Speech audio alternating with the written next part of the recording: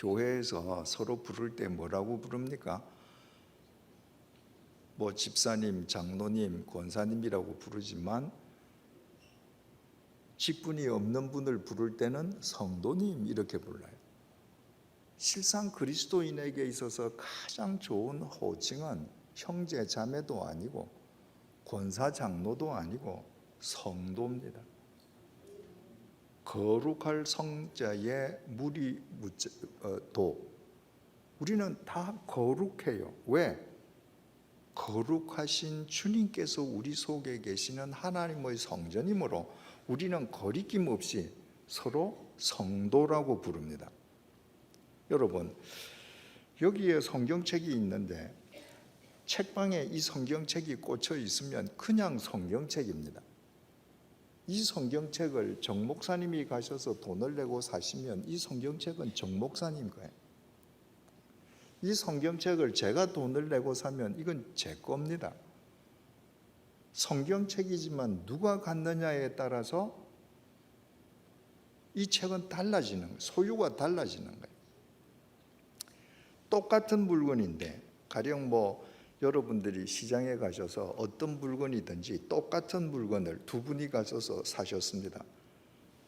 진열되어 있을 때는 상품인데 A와 B가 각각 똑같은 물건을 샀습니다. 그리고 한 2년이 지났습니다. 그 물건이 똑같을까요? 똑같을 수 없습니다. 그 물건을 사용하는 사람의 습관에 따라서, 그 사람의 인격에 따라서, 그 사람의 성정에 따라서 사용한 물건이 달라집니다. 어떤 사람은 물건을 쓰면 쓸수록 더 질이 나서 반질반질하게 곱게 변모되어 있는가 하면 어떤 사람은 마치 폐물처럼 되어 있을 수도 있겠죠. 여러분, 우리는 성도예요.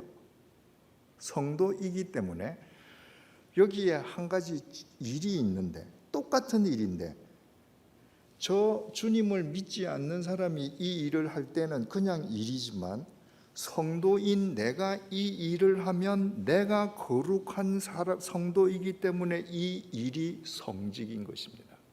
이해가 되셨습니까?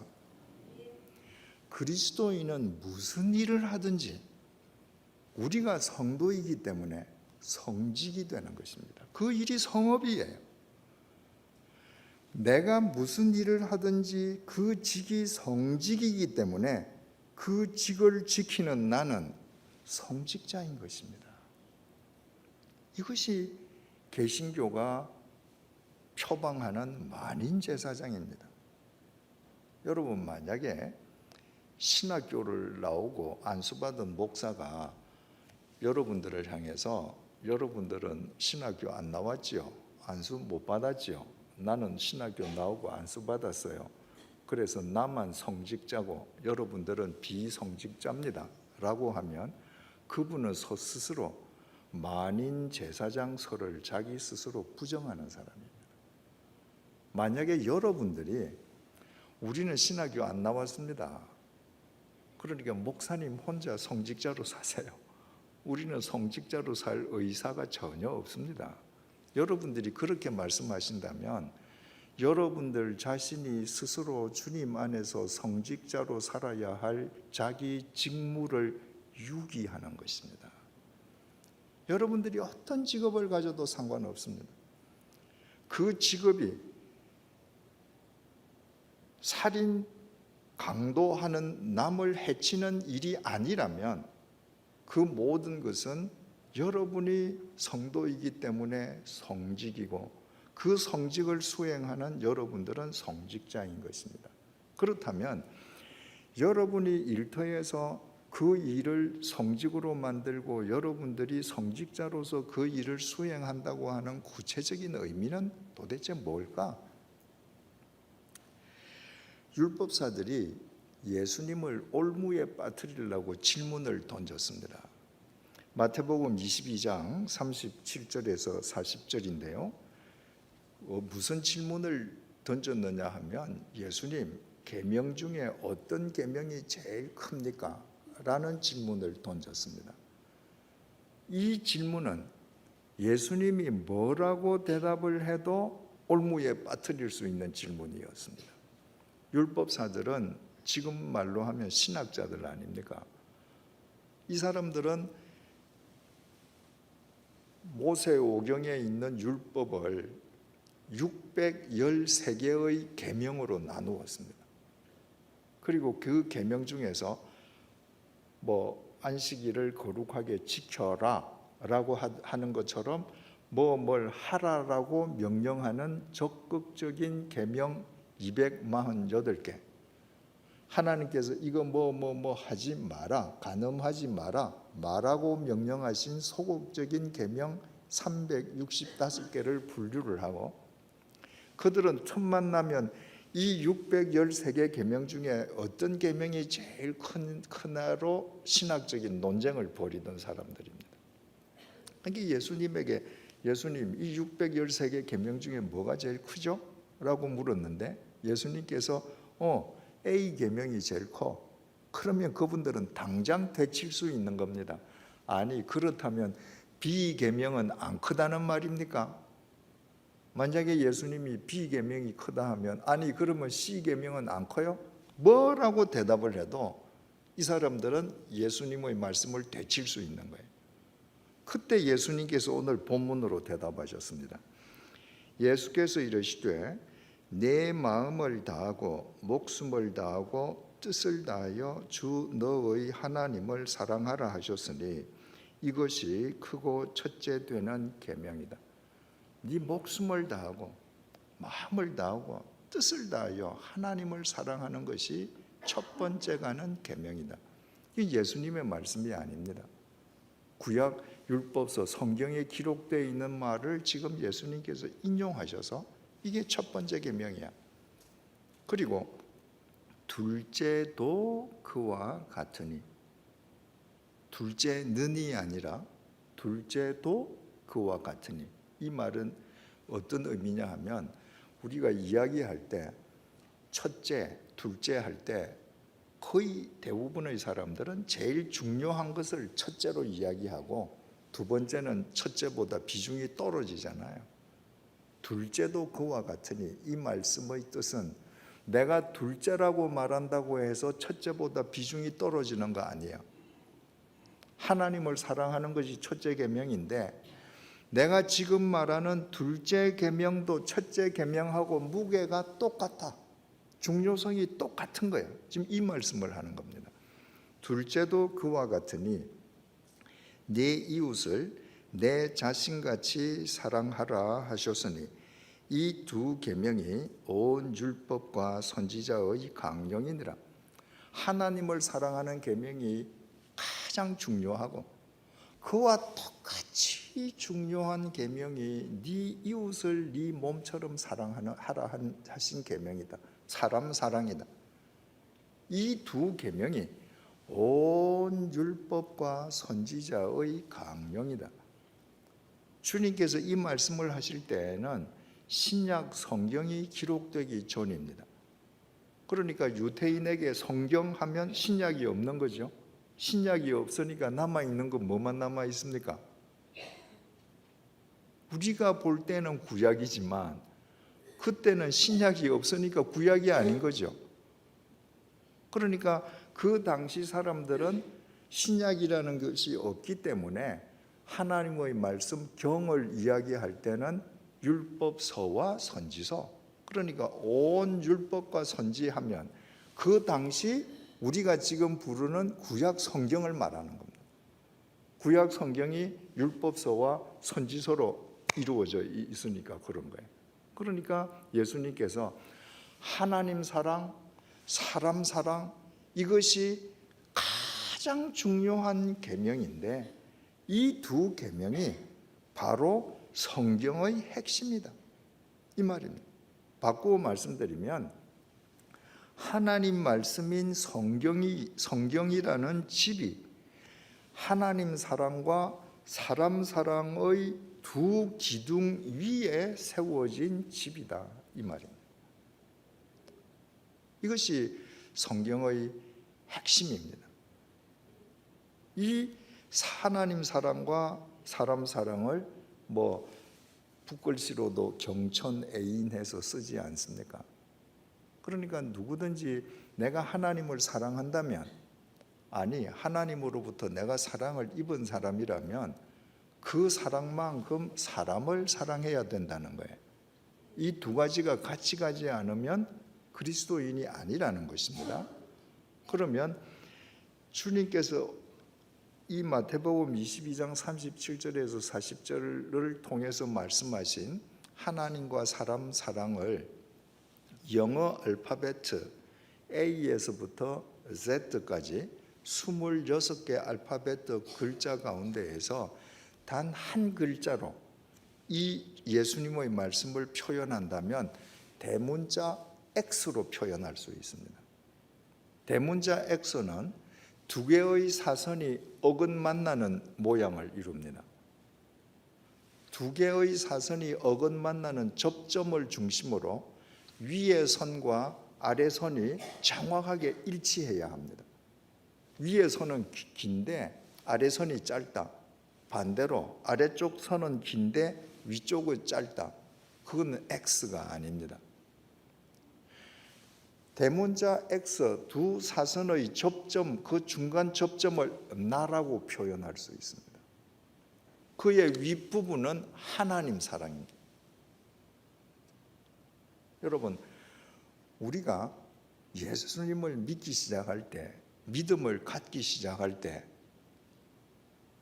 하나님이 왜 계셔요? 나 때문에 계시는 거예요. 하나님은 나의 하나님이십니다. 오늘 아침에도 왜 동쪽에서 해가 뜨는가? 눈을 뜨고 이 세상을 살아갈 나를 위해서 하나님이 해를 뜨게 해주시는 거예요. 내가 어느 산속 길을 걸을 때에 이름 모를 꽃이 아름답게 피어 있는데 왜 이 꽃이 여기에 피어 있을까? 이 길을 걸어갈 나를 위해서 하나님께서 예비해 두신 꽃이에요.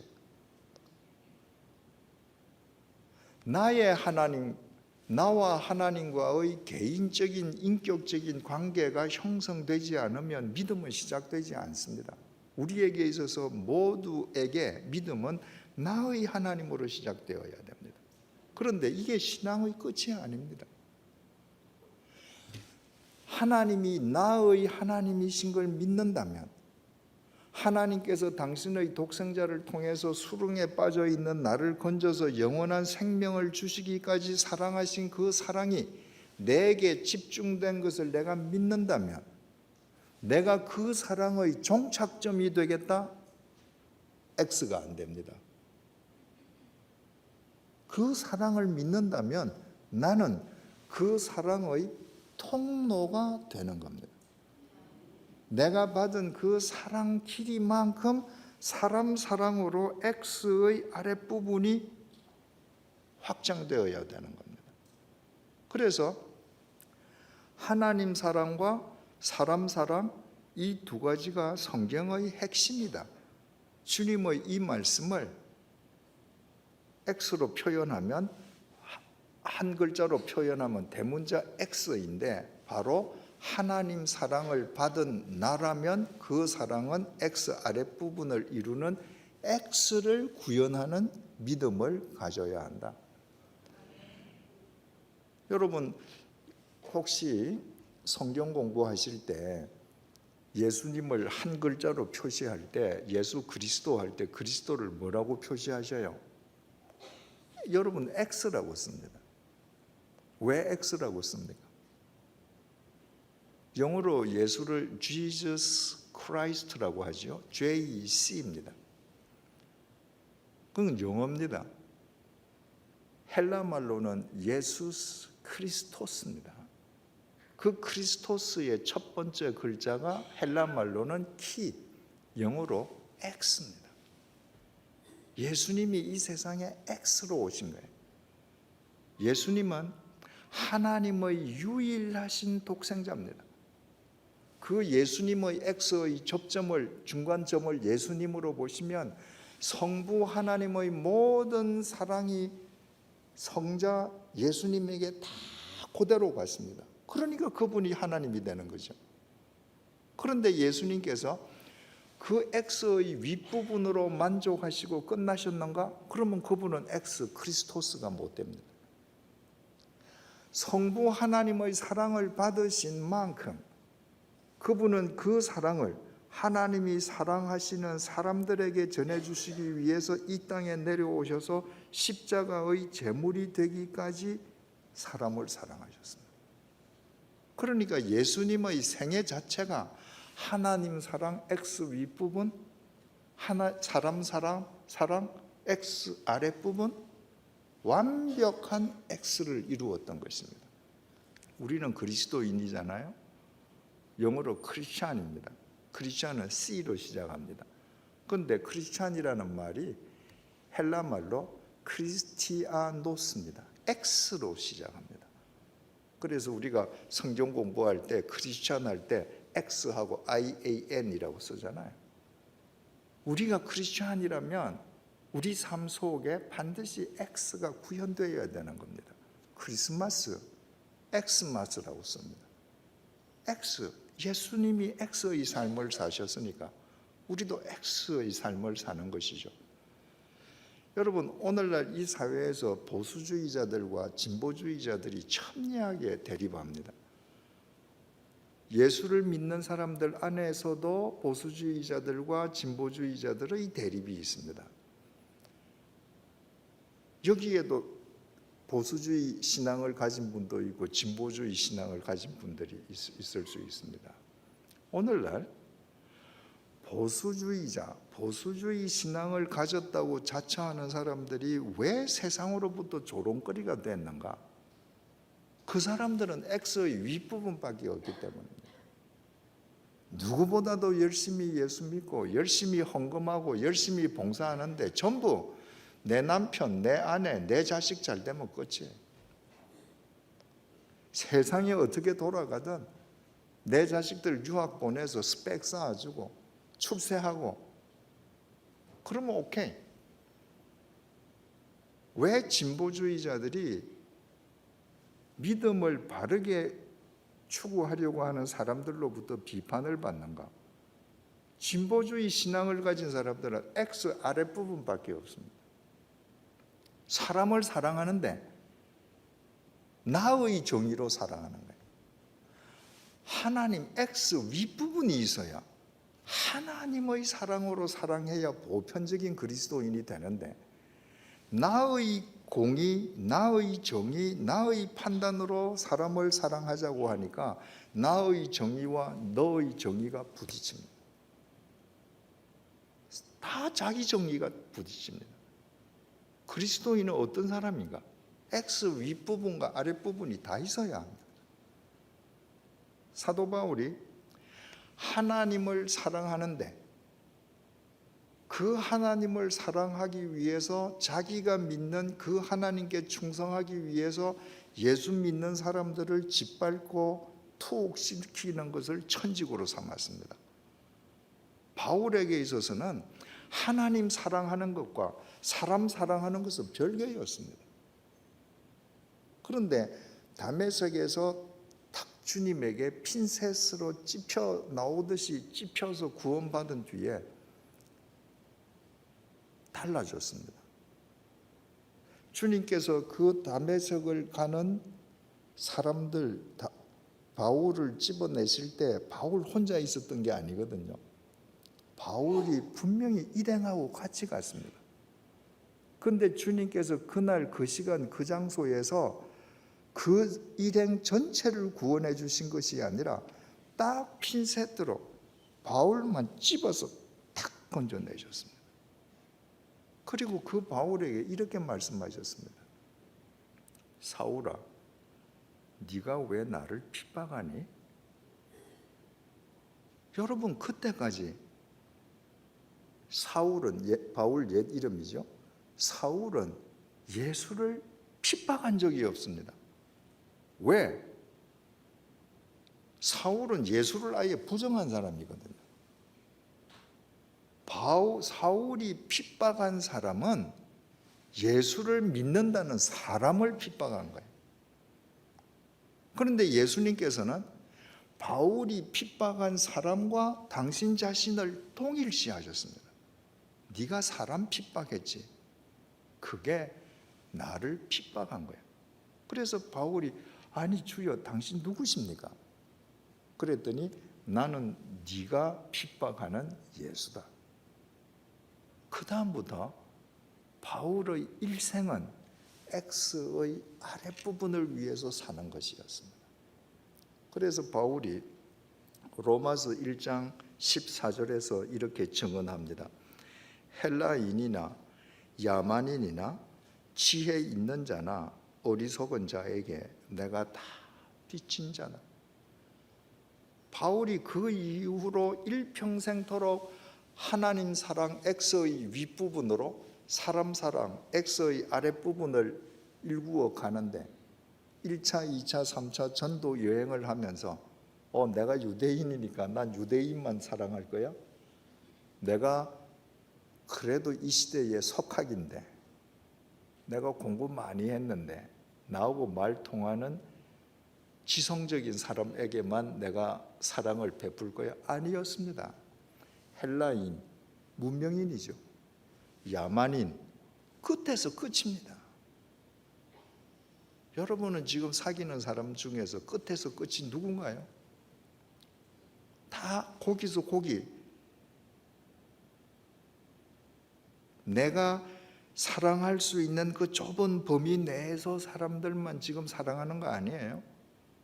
그런데 야만인의 문명인에서부터 시작해서 저 야만인에게까지 나는 저 하나님의 사랑의 빚을 줘서 이 빚을 저 사람들에게 갚아야 돼. 지혜 있는 사람이나 어리석은 사람. 여러분, 배웠다고 하는 사람, 지혜 있다고 하는 사람들은 배웠다고 하는 사람들하고만 얘기하려고 그래요. 박사학위 따보세요. 석사하고 이야기만 해도 말이 안 통한대요. 그런 사람은 사람 사랑할 수 없습니다. 바울 같은 대석학이 지혜 있는 사람이나 어리석은 사람에게 다 때가 빚진 사람이다. 하나님께서 자기에게 베풀어 주신 사랑이 얼마나 큰지 그 하나님에게 빚진 사랑의 빚을 내가 하나님에게 갚는 방법은 사람에게 갚는 것이다. 그래서 바울이 사람들을 사랑하고 사람들을 살리기 위해서 평생을 그렇게 지중해 세계를 누비고 다녔던 것입니다. 그러면 우리 삶의 현장인 일터를 우리가 땅끝의 증인으로 그 일터를 성직으로 일구어 간다는 건 무슨 말인가? 그 일터를 X를 구현하는 대상지로 만드는 거예요. 하나님께로부터 내가 받은 그 하나님 사랑을 사람 사랑하기 위한 일차적인 공간이 나의 일터다. 내가 무슨 일을 하든지 간에 내가 하루 종일 만나는 사람이 내 상품을 팔고 내 노동력을 팔고 내가 대가를 돈으로 받지만 그것으로서 끝나면 그건 경제인으로 끝나는 것이죠. 그리스도인이라고 하면 그 경제적인 활동을 통해서 X의 아랫부분을 구현하는 것이다. 그때 그 사람이 무슨 일을 하든 그것은 성직이고 그분은 성직자가 되고 그분의 일터는 땅끝이 되는 것입니다.